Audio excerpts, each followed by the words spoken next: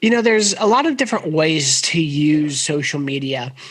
And for our listeners that are listening, what I'm wanting you and myself to take away is, most of us have some sort of platform that we're using probably more so to consume versus contributing to. We might contribute to it a little bit, but probably not in the way that helps grow our brand, our identity, our recognition, our top of mind.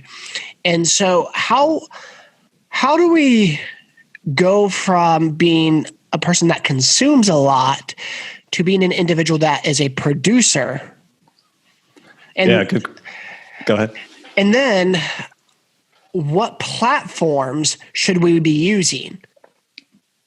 Yeah, great question. I would say, well, if you're spending a lot of time on a platform, you most likely have learned that platform pretty well. So if you're trying to decide what platform to share on, I think you would probably be well positioned to know if that platform is right for you. Like, is your audience on there? Is your clientele or potential customers, are they on that platform also? So that it's something that you're already familiar with and you're on, it's going to be less of a barrier for you to start sharing on there. But an easy way just to start becoming a contributor, if you're a consumer, is just to start commenting on things. Like, just if you watch a video on YouTube, leave a comment. People are reading those comments and sometimes looking at your channels through that.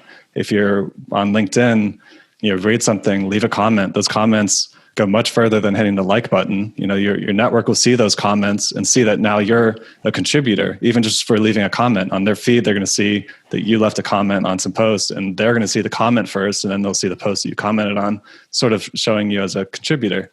So there's easier, lower hanging fruit things you could be doing that doesn't require you to, start a podcast or start a whole YouTube channel or do something very big. You can start with something small.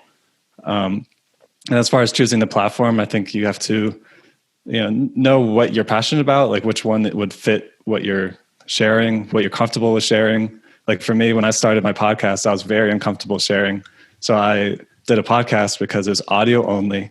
There's no video component. And, at the time I was so uncomfortable sharing that I was able to re-record myself asking every question and post-editing, for the first couple episodes because I wasn't comfortable with how it was sounding. And for me, that was a much lower barrier entry than to try to do like a live stream where I'm just sitting there hanging out with a bunch of people and being vulnerable and authentic, like right off the bat. That's way outside my comfort zone starting out.